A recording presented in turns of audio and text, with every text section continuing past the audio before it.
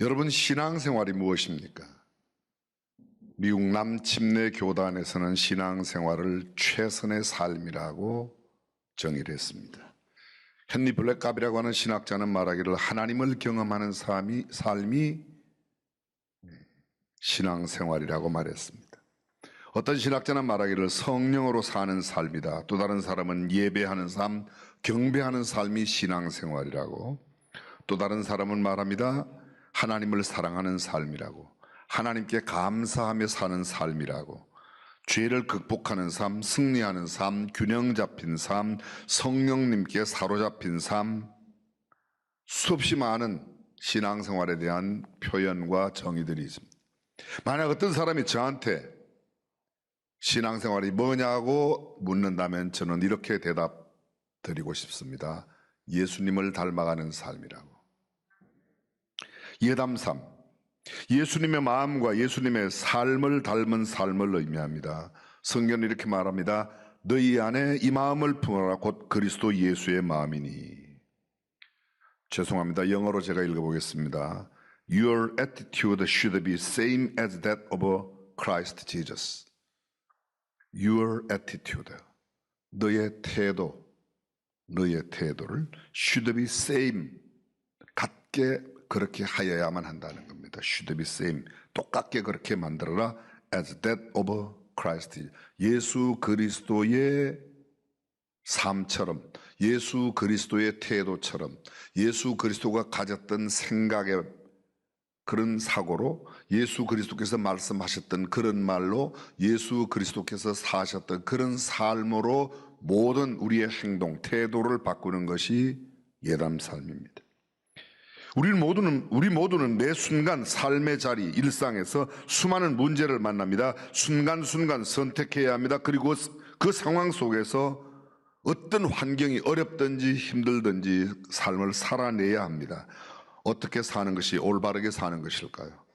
거룩한 삶, 온전한 삶, 도대체 어떻게 사는 것이 가장 바람직한 성경적인 삶입니까? 무엇을 위하여 사는 것이 올바르게 사는 것입니까? 사람이 죽음을 생각하면 철학자가 되고, 사람이 죄를 생각하면 종교인이 된다. 그리고 그 죄 문제, 죽음의 문제를 완벽하게 해결한 사람, 그를 갖다가 신앙인, 예수 믿는 사람이라고 말합니다. 세상의 그 어떤 다른 종교에서도 죽음의 문제, 죄의 문제를 선명하게 설명하고 해석할 수 있고 그걸 해결할 수 있는 종교는 없습니다. 유일한 복음만, 예수 그리스도의 복음만 죄의 문제를 해결하고 죽음의 문제를 해결하는 줄로 믿습니다. 인생의 완벽한 모델, 인생의 모든 문제의 정답이 되시는 그분, 태초의 말씀으로 계셨던 그분, 온 우주 만물을 창조함에 함께 하셨던 그분, 예수 그리스도, 그분 이외에는, 그분은 이렇게 말씀하십니다. 내가 곧 길이요, 내가 진리요, 내가 생명이다. 나 외에는 길이 없다는 겁니다. 무슨 길이요? 올바르게 사는 길, 죽음의 문제를 해결하고 있는 그런 방법 없다는 겁니다. 예수님 외에는. 내가 곧 길이요 진리요 생명, 나만이 진리예요. 예수님만이. 요한복음 1장 9절 이하 14절에 참빛 곧 세상에 와서 각 사람에게 비추이는 빛이 있었나니 그가 세상에 계셨으며 세상은 그로 말미암아 지은 바 되었을 때 그를 알지 못하였고 자기 땅에 오매 자기 백성이 영접지 아니하였으나 영접하는 자 곧 그 이름을 믿는 자들에게는 하나님의 자녀가 되는 권세를 주셨으니 이는 혈통으로나 육정으로 나지 아니하고 사람의 뜻으로 나지 아니하고 오직 하나님께로서 난 자들이니라. 말씀이 육신이 되어 우리 가운데 거하시며 우리가 그의 영광을 보니 아버지의 독생자의 영광이요 은혜와 진리가 충만하더라. 이게 요한이, 침례 요한이 예수님을 소개하는 장면입니다. 나는 빛이 아니다, 참빛. 그분은 예수 그리스도, 그분이 오셔서 우리에게 비추고 그분을 영접하는 자가 하나님의 자녀가 되고 그분이 우리 가운데 임하신 성육신, 우리가 성탄절 지키는 것, 그분이 이 땅에 오신 날을 12월 25일이 예수님 생일은 아니에요. 그날을 기념하여 지키는 날이지. 히브리서 기자가 이렇게 말합니다. 믿음의 주요 또 온전케 하시는 이인 예수를 바라보자. 신앙은 예수님을 바라보고 예수님을 닮아가는 겁니다. 유명한 나다넬 호돈이 쓴 책 가운데 큰 바위 얼굴, 교과서에 예전에 나왔었죠. 한 마을 뒷산에 큰 바위로 된 얼굴이 있습니다.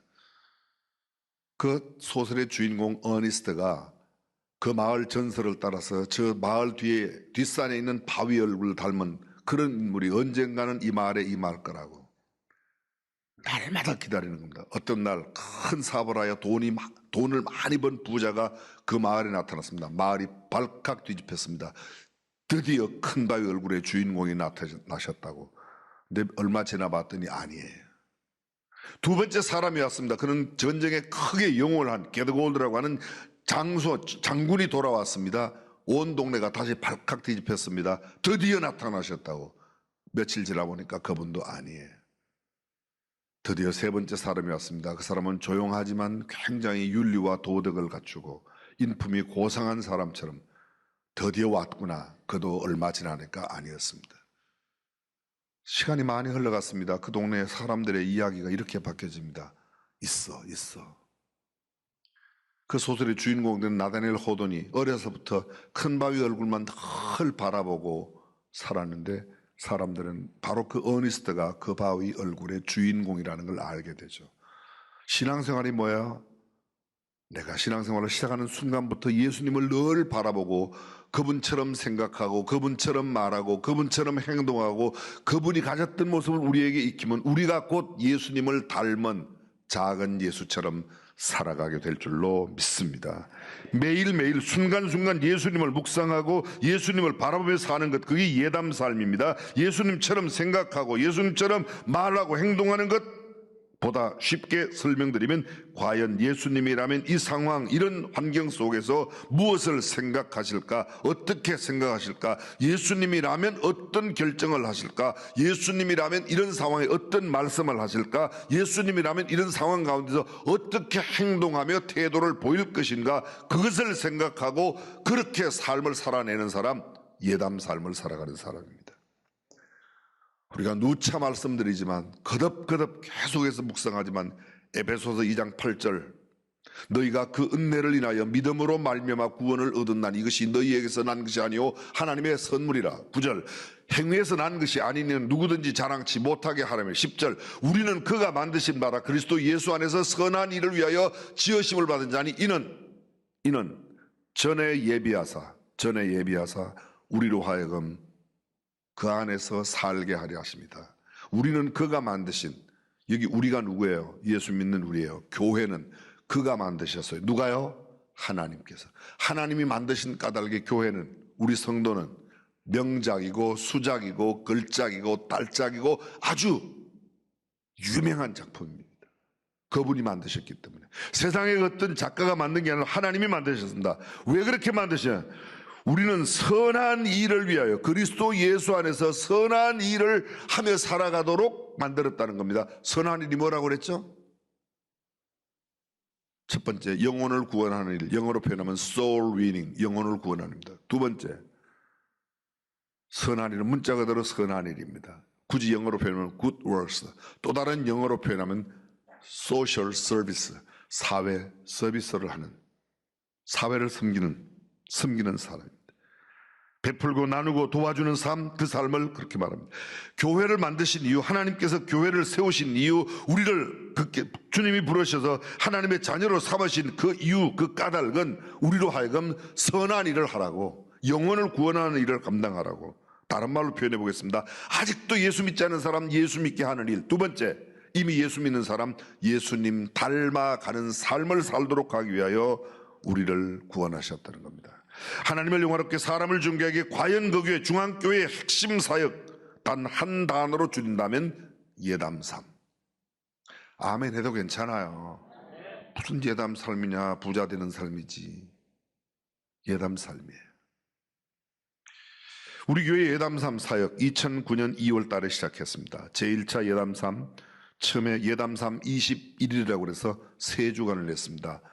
오늘 예배 드리시는 분 가운데 상당히 많은 분들이 그때 참여하셨어요. 손들라고 하지 않겠습니다. 참여하셨어요. 첫 번째 주간, 예수님께는 찾아볼 수 없는데, 예수님께는 거의 가지고 있지 않은 것인데 우리 안에 가득한 것들, 우리 행동 속에 꽉 차 있는 것들을 비워내는 삶으로 한 주일을 살자. 어떤 것들이요? 미움, 시기, 질투, 욕심, 교만, 거짓, 게으름, 나태, 싸움, 욕함, 좌절, 절망, 이 모든 것들, 그건 예수님께는 거의 없는데 우리 안에는 늘 채우고 살고 하는 거예요. 조금만 기분 상하면 금방 욕이 나고 금방 화가 나고 금방 그런 모습들로. 그게 왜 그래요? 그 안에 가득 찬 게 늘 말씀드리지 않습니까? 여기 안에 물이 가득해서 건드리면 물이 쏟아지고, 여기 안에 술이 가득하면 건드리면 뭐가 나와요? 술이 나와요. 사람 살짝 건드리는데 입에서 거친 말이 나가는 것은 내 안에 거친 말이 꽉 차 있습니다. 욕이 나가는 건요, 네가 나를 욕하게 만들었잖아. 아니에요. 내 안에 욕이 가득하니까. 내 안에 사랑이 가득한 사람 건드려 봐요. 사랑이 나가지 욕이 안 나가요. 아니, 진리는 복잡한 데 있지 않다니까 굉장히 쉬워요. 근데 그거 비워낸다는 겁니다. 그리고 두 번째 주간, 예수님께는 충만하고 가득하고 넘치게 있는데 우리에게 없는 것 채워 넣는 겁니다. 어떤 것입니까? 사랑과 이해와 용서와 충성과 자비와 양성과 절제와 인내, 나눔, 섬김, 베품, 소망, 온유, 겸손, 능력권, 이런 것들로 우리는 거의 걷는 그런 거 없어요. 우리 겸손하지 않습니다. 남들이 그런데 그런 것들로 채워 넣는 거죠. 마지막 세 번째 주간, 그렇게 채워 놓은 것들로 하루하루 하나라도 실천하며 살아가보자. 정직함으로, 깨끗함으로, 순결함으로, 남을 사랑함으로, 이해함으로, 나눔으로, 베풀므로, 섬김으로, 아멘 할 때까지 계속 할 거예요. 하여간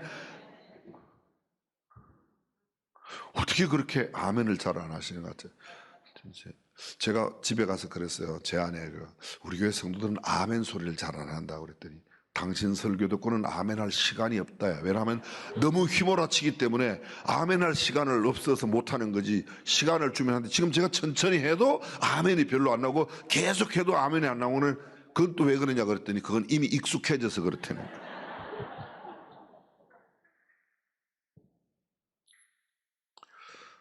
우리 안에 가득한 것들 비워내고 예수님께 가득한 걸 채워서 예수님처럼 살아가는 삶, 예담 삶 이루시기를 주님의 이름으로 축복합니다.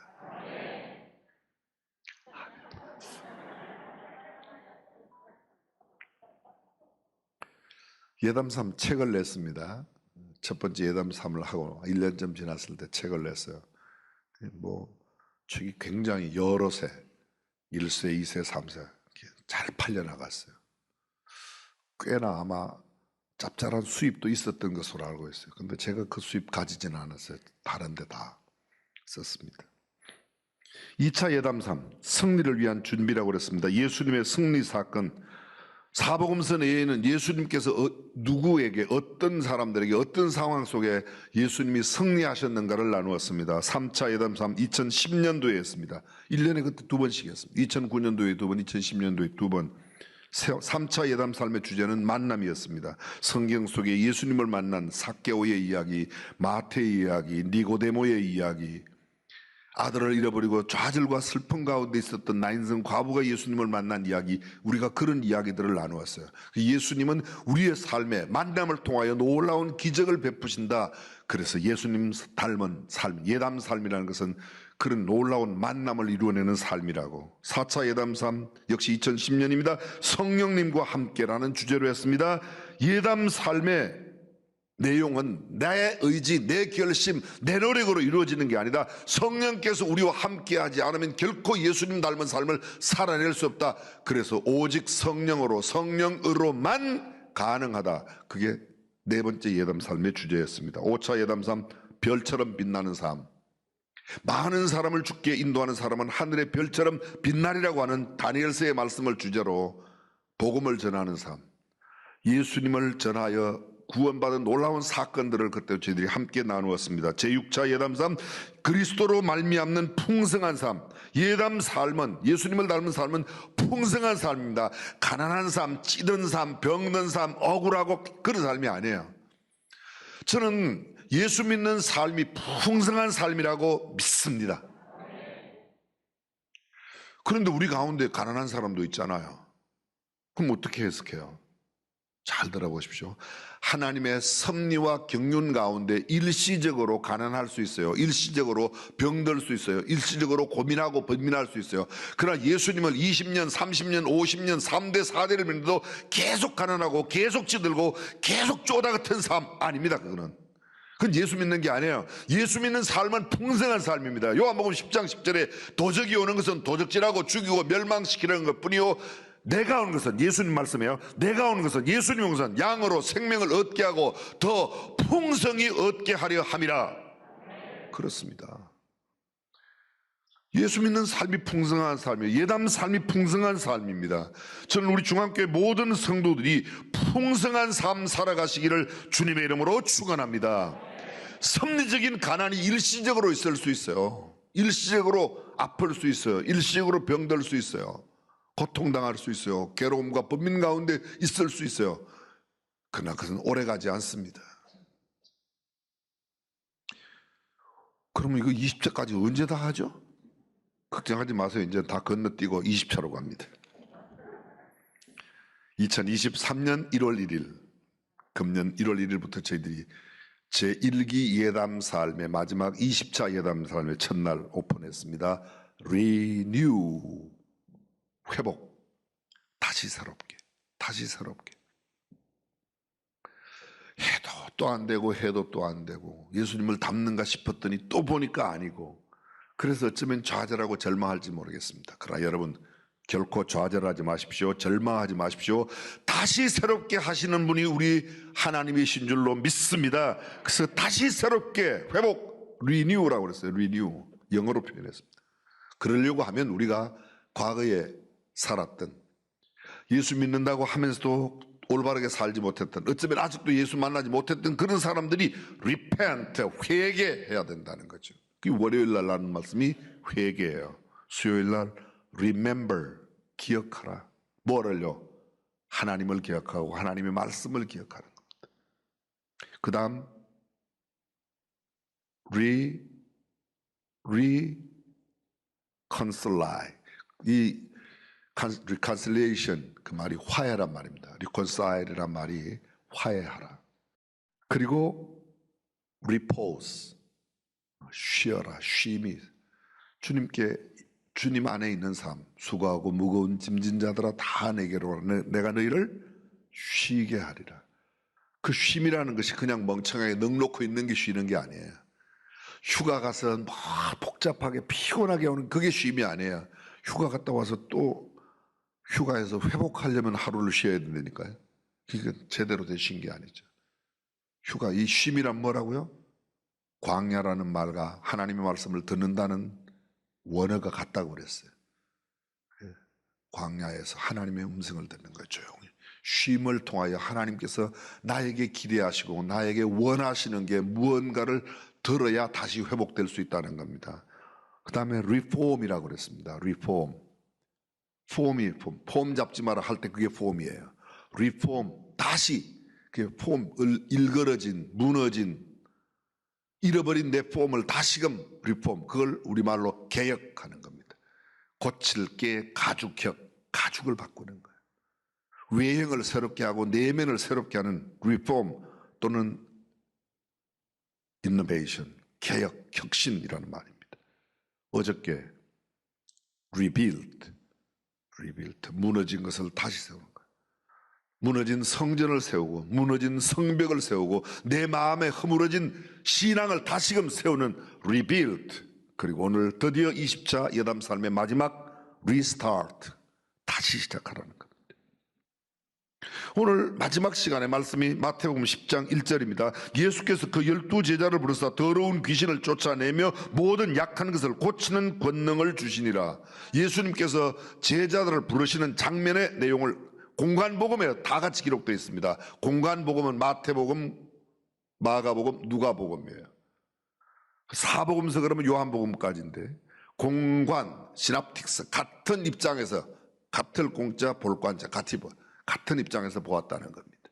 그래서 예수님의 제자를 부르는 장면을 다 기록했습니다. 마태는 오늘 이렇게 본문에 기록했습니다. 누가복음은 6장 12절 13절에 이렇게 기록합니다. 이때 예수께서 기도하시러 산으로 가사 밤이 맞도록 하나님께 기도하시고 밝음에 그 제자들을 부르사 그 중에서 12를 택하여 사도라 칭하셨으며, 제자들을 택하기 전에 예수님께서 밤이 맞도록 산에서 기도를 하시고 밝음에 12제자를 택했다는 게 누가가 초점을 맞추고 기록한 겁니다. 마가는 이렇게 초점을 3장 13절 이하 또 산에 오르사 자기의 원하는 자들을 부르시니 나온지라. 예수님이 어떤 사람을 불렀다고요?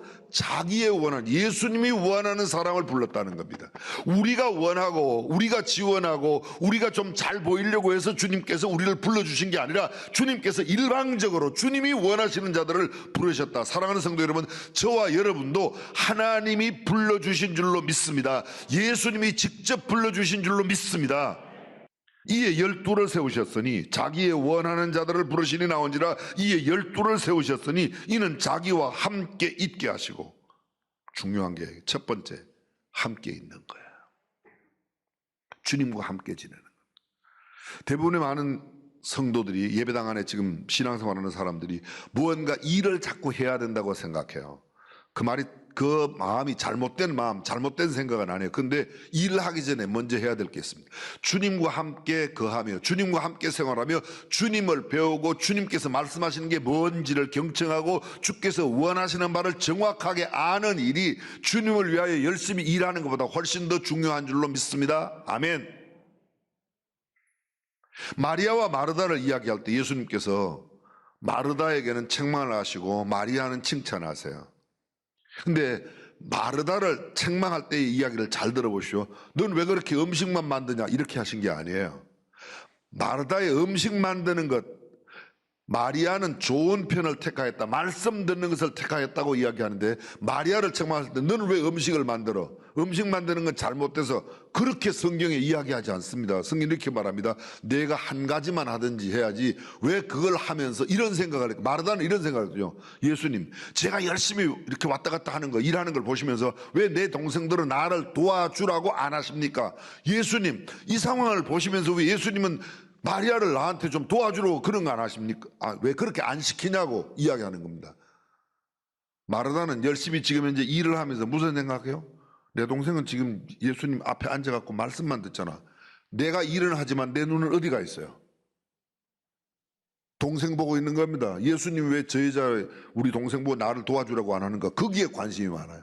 그게 잘못됐다는 거예요. 그게 밥하는 게 잘못된 게 아닙니다. 식당에서 붙이는 게 잘못된 게 아니라는 겁니다. 그 일도 중요합니다. 여러분 생각해 보십시오. 오늘 차 갖고 오신 분들은, 자동차를 타고 오신 분들은 우리 예배당 바깥에서 추우나 더우나 비가 오나 눈이 오나 열심히 교통 안내하시는 원로 장로님들이나 교통 안내하시는 집사님들, 귀해요 안 귀해요? 그게 뭐 귀해요? 들어와서 말씀 들어야지. 귀해요, 귀해요. 얼마나 귀한 일인지 몰라요. 그 추운데 80이 넘으신 장로님들이 그거 교통하신다. 젊은 분들이 좀 해주셨으면 좋겠어요, 진짜. 저는 설교 안 하면 제가 가서 안내하고 싶어요. 정말이지. 귀한 일이에요, 여러분. 문제는 그걸 하면서 왜 저것들은 이런 거 안 하지, 이런 마음을 안 가지고 그걸 아름답게 하면 그 귀한 일이에요. 그런데 중요한 것은 성경은 이것입니다. 먼저 함께 있는 거예요. 그리고 함께 있고 그 다음에 또 보내사 전도도 하며, 또 보내사 뭐예요?